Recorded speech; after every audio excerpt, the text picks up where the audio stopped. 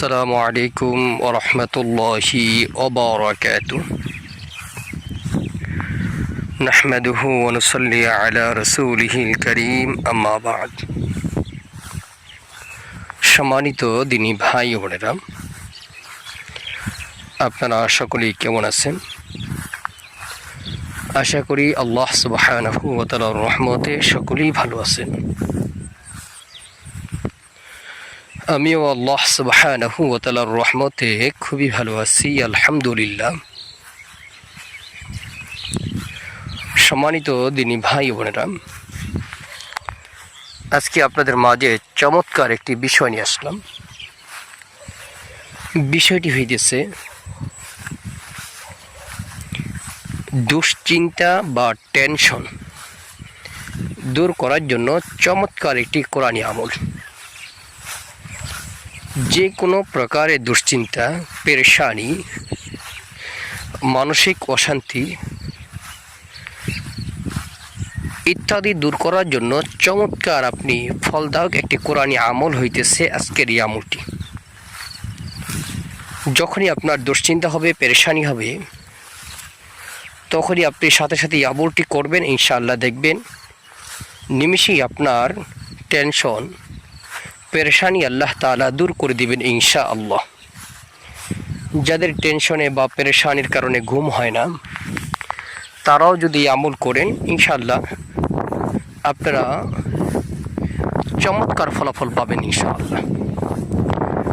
তো যাদের এই আমলটি দরকার, আসুন আমরা এই আমলটি শিখে নিই এবং সে অনুযায়ী আমরা আমল করব, নিজেরাও আমল করব, আমাদের আহার পরিবার পরিজন বন্ধুবান্ধব যারা আছে আমরা তাদেরকেও এই আমলটি শিক্ষা দিব, যাতে তারাও এই আমলটি করতে পারে। আমলটি হইতেছে, যে কোনো সময় যখনই আপনার পেরেশানি হবে, দুশ্চিন্তা হবে, তখনই আপনি আমলটি করবেন।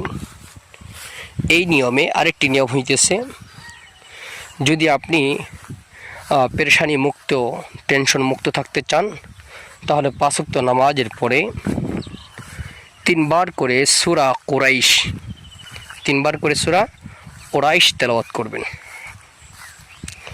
সূরা কুরাইশ হইতেছে বিসমিল্লাহির রহমানির রহিম লিইলাফি কুরাইশ ইলাফিহিম রিহলাতাশ শিতাই ওয়াস সাইফ ফালইয়াবুদু রাব্ব হাযাল বাইত আল্লাযী আত'আমাহুম মিন জু' ওয়া আমানাহুম মিন খাউফ। এটা হলো 5 ওয়াক্ত ফরজ নামাজের পরে 3 বার করে পাঠ করবেন। আর তাৎক্ষণিক যদি আপনার পেরেশানি, দুশ্চিন্তা দূর করতে চান, তাহলে আপনি এইভাবে আমলটি করবেন। যদি ওযু থাকে তো আলহামদুলিল্লাহ, যদি ওযু না থাকে ওযু করে নিতে পারেন, ওযু ছাড়া করলেও হবে, সমস্যা নেই। প্রথমে কয়েকবার ইস্তিগফার পাঠ করবেন, আস্তাগফিরুল্লাহ আস্তাগফিরুল্লাহ ইস্তিগফার পাঠ করবেন, কয়েকবার দুরূদ শরীফ পাঠ করবেন।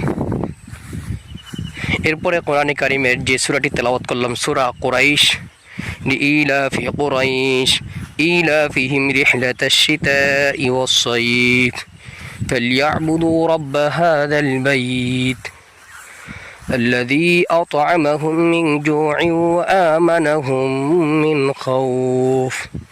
21 বার পাঠ করবেন। আবারও কয়েকবার ইস্তিগফার ও দুরূদ শরীফ পাঠ করে আল্লাহ পাকের নিকট দোয়া করবেন, ইনশাআল্লাহ আল্লাহ তাআলা আপনার পেরেশানি, দুশ্চিন্তা, টেনশন আল্লাহ তাআলা দূর করে দিবেন ইনশাআল্লাহ। আল্লাহ তাআলা আমাদের সকলকে আমল করার তৌফিক দান করুক, আমিন।